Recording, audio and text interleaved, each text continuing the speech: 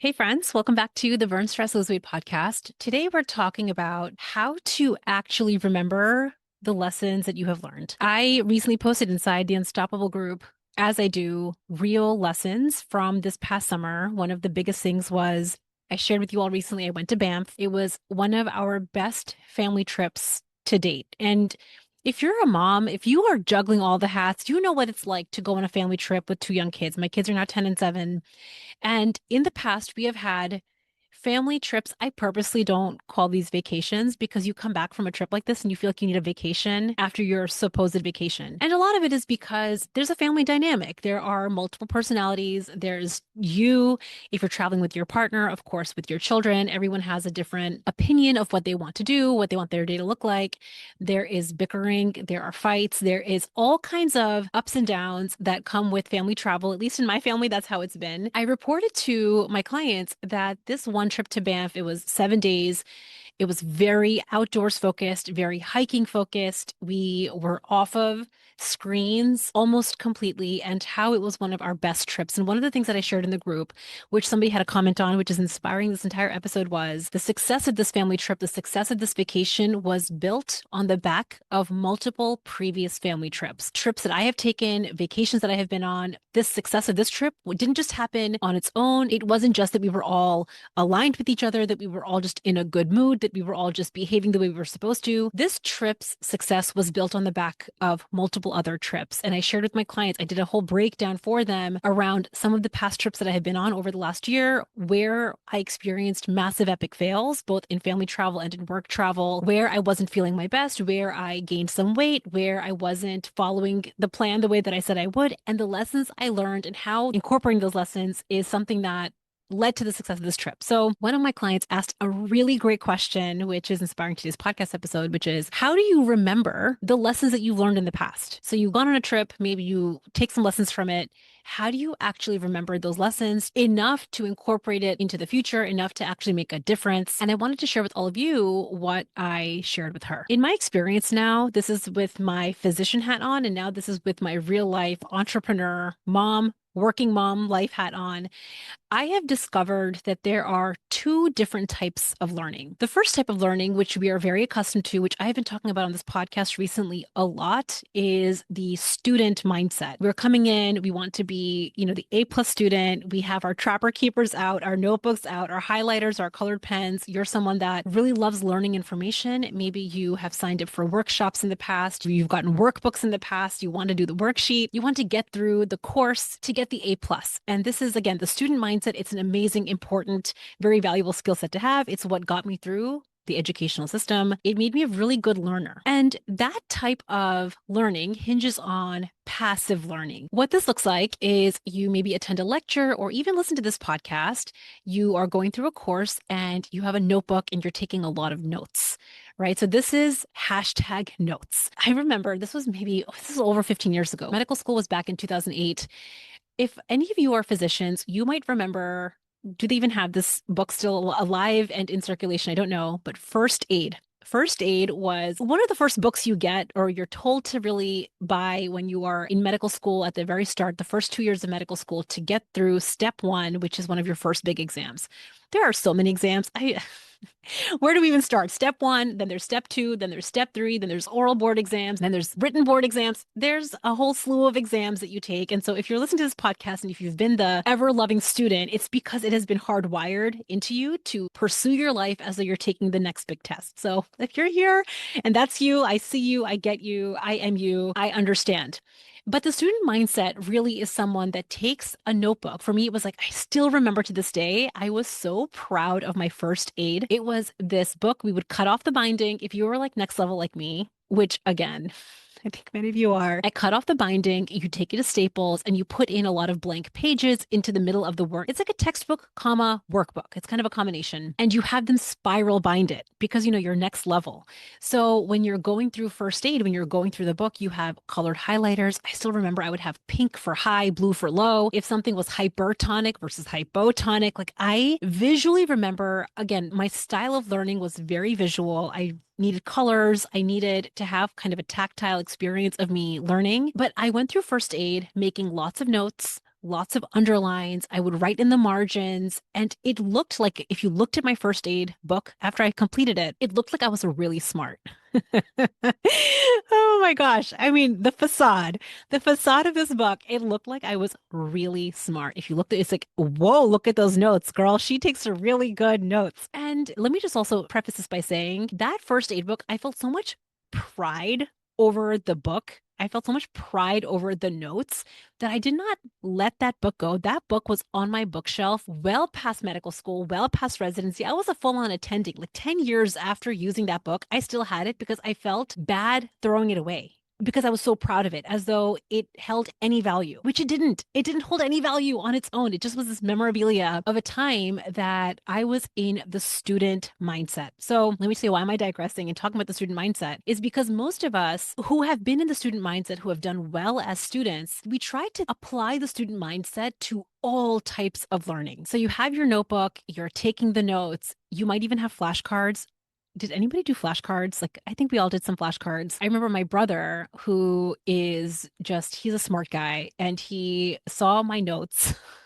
He's my younger brother, by the way, and he's smarter than I am. And I remember he went through medical school as well after I did, but he's just like 10x smarter than me and just naturally like a better test taker. He saw my notes, he saw my first aid book, and he saw me struggling with the way that I was test taking and the way that I was like all of my learning style. And he was like, "What are you doing? Just passively reading notes and highlighting things and writing things in the margin does not mean you've learned anything." He called me out so hard. And that was when he introduced me to active flashcards. So these are smart flashcards where it's not paper flashcards, which again can become passive learning.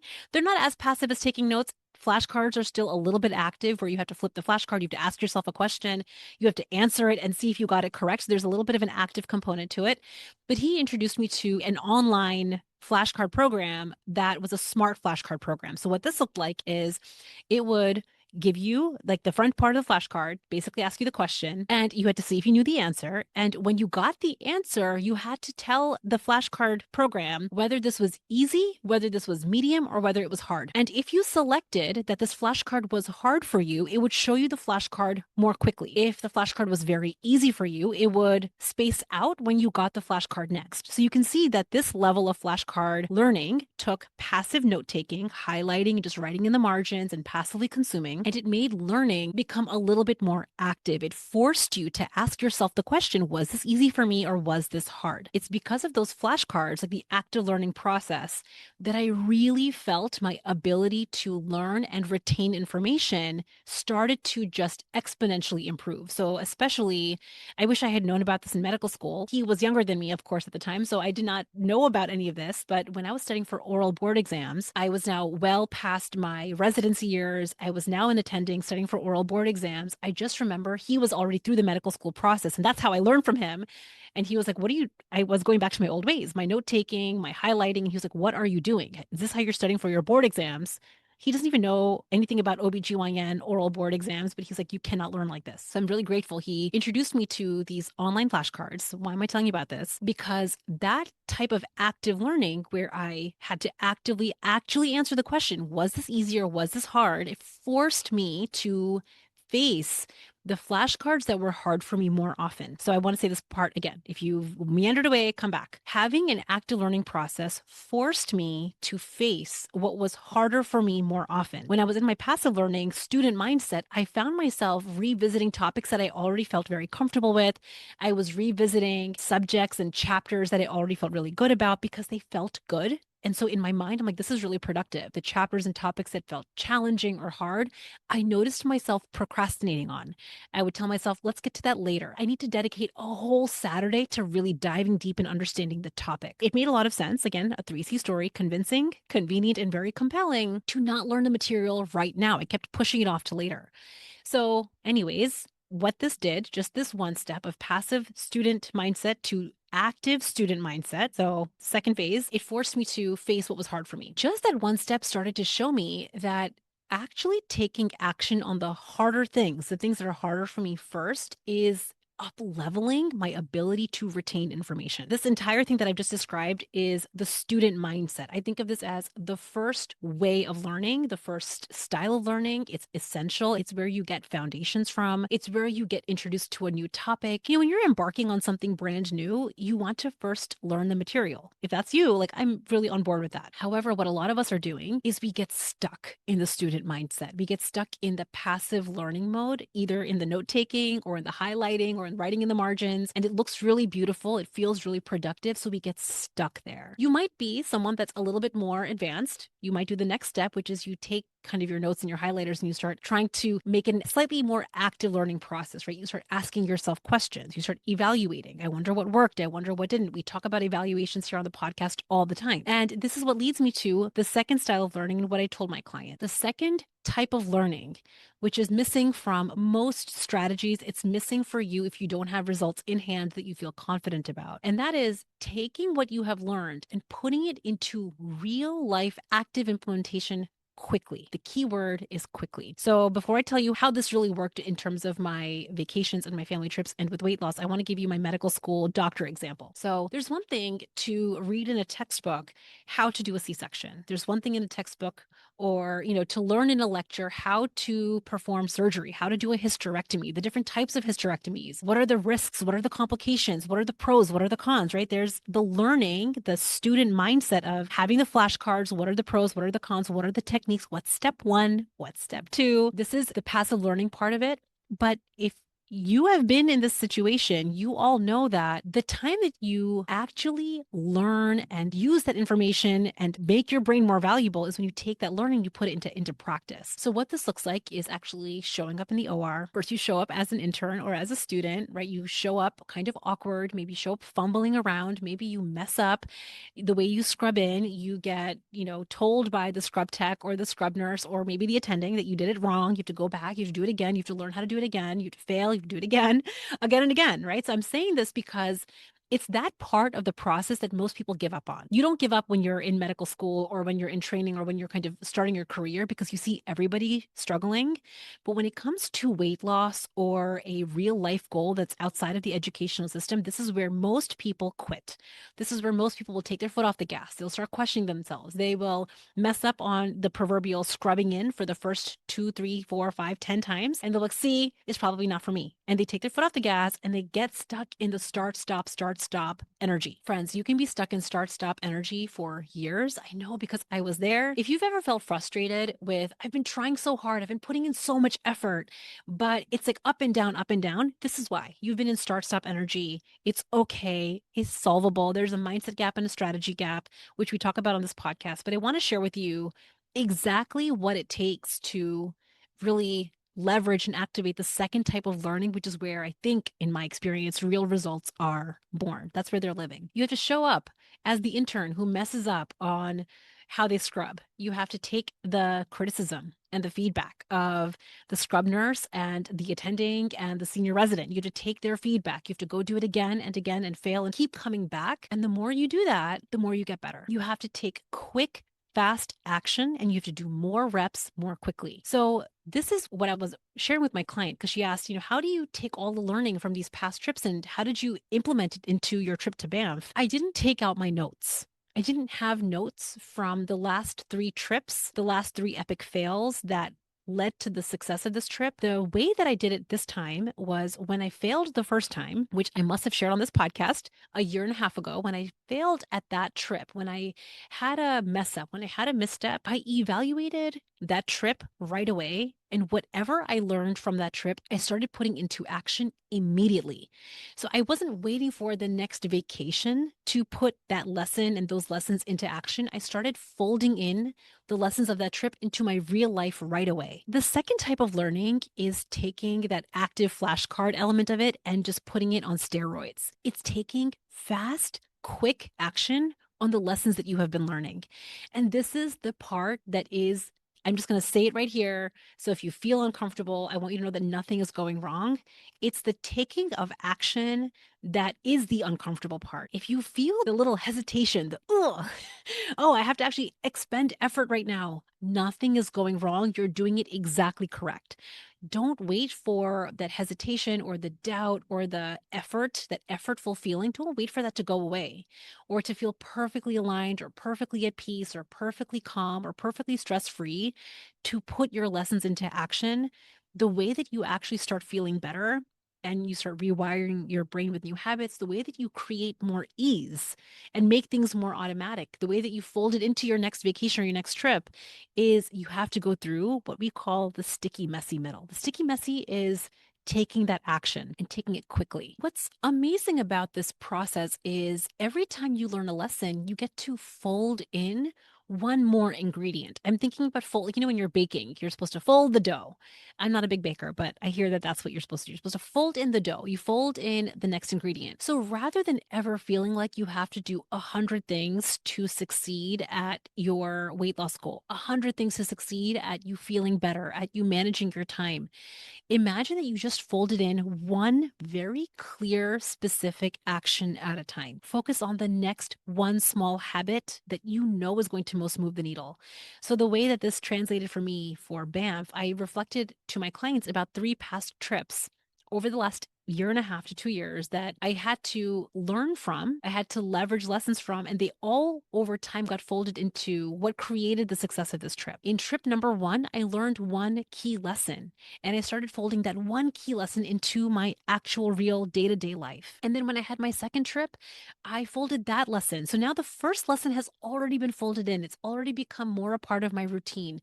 It's already become a part of my awareness that that first lesson was a problem for me. So when I fold in the second ingredient, when I fold in the second layer, it doesn't feel so much because the first one is already mixed into the dough. And just like that, when I reflect back on residency, I just love the parallels between my experience in becoming an OBGYN and how it literally is the same thing as you achieving any goal, your weight loss goal, your body goal, a professional career goal, a relationship goal. When you just keep showing up, don't take your foot off the gas, and you just put in the next small rep again and again and again. By the time you're a chief, you're doing stat C sections in under 2 minutes. You can get a baby out in under 2 minutes. You couldn't do that when you first started, but it's the showing up, the day to day, not taking your foot off the gas, taking the feedback, taking the criticism, and just showing up again and again. It's the acting on the lessons that, in my experience, internalizes the lessons. It starts to become a part of your identity. We talked a few weeks ago about evolving your identity. And I think that the mistake I used to make is I kept waiting to feel like it. I kept waiting to feel like the future version of me that magically is going to love working out, that's going to magically want to follow the plan all the time, to follow the plan all the time. And this sounds so counterproductive or counterintuitive, but I realized it's actually completely flipped over on its head. What I have realized for me in achieving any goal that I have been setting for myself and what I'm helping my clients do inside the Unstoppable group is you aren't going to have the identity first because you haven't done it yet, which is why it feels the most uncomfortable, why it feels the most awkward, why it feels the most clunky. I think that this is really an invitation to take passive learning, take the notes, take the highlighted sections of the notebook, start putting it into active steps. We have to actually ask, where is this going to show up as real activities on my calendar? Not a passive learning exercise, but where is this going to show up physically, actually, like me moving my arms and me moving my legs to take action on? Because it's when we take action on what we're learning, that's when we internalize it. That's when we get to see, did I have gaps here? Am I confused about any part of this process? What part felt hard for me? What part was easy? What part do I need feedback on? What part do I need to up level? And the more that we show up to that process, the more that we do those reps, the better we get at it, which is the wildest part, which is why I call this entire journey really the best ride of my life. So to recap, there are 2 types of learning. You might find yourself being in the student mindset, which is okay and normal and very, very, very practiced. I often slip back to the student mindset because it's more comfortable. We love being students. We want the A plus, but what we're talking about is starting to activate and leverage the CEO mindset. You're the CEO of your own life. And if we weren't students anymore, if we didn't need permission from the big person in our life, from the parent, from the teacher anymore, if we were in charge of giving ourselves that A plus, if we had to give ourselves a grade, where is our gap and how can we start taking action on those small gaps? Because it's taking the action, putting in more reps that starts to internalize these lessons. It's what makes them more automatic. I really hope that you enjoyed this episode. If you have been wanting this month to be your reset, I recently recorded that episode. You can go back, it's a couple of weeks ago, where September is the new January. If you're a professional working mom, you know what I mean. Back to school season, the fall. It is, for me, way more of a January than the real January. It's a very close sister to the new year. And I know that a lot of us are getting back into our fall routines. Our structures are changing, our calendars are changing. If you want this season to be your reset, if you want this season to be the season that you really make the most progress with your weight loss or body goal, with you feeling better, up leveling your career or a relationship, then it starts with really looking at, have you been in the student mindset where you're taking notes and you're planning and highlighting and preparing? Or are you in the CEO action taking mindset? We need both. They are like two peas in a pod. But if you've been over indexing on the learning phase and passively consuming content, it means that you're not taking action on it. And I just share this because it is a mistake that I have made. I have slipped back into time and time again. And it's one worth calling out. Around when this podcast episode is airing, we are going to have about 100 days left in this year. And between you and me, a lot can happen in 100 days. You can do a lot in 100 days. You can create massive, massive results in your life for your body, for how you feel in the next 100 days. You don't need so much time every single day or so much time every single week to achieve your body goal. But I want you to just play with the idea of, by January 1st, in the next 100 days, you could be down on the scale and feeling better at the same time. But it starts by just taking action, right? That second part of how you create results, not being in the student mindset, but taking action. Decide you're taking action starting today. Don't wait for tomorrow. Don't wait for next week. Don't wait for next year. Don't wait for January 1st. A lot is possible for you in 100 days, and you're going to feel so proud when you hit the ground running, especially in the new year. I hope you all have an amazing day, and I hope you enjoyed this podcast episode, and I'll see you at the next one. Bye.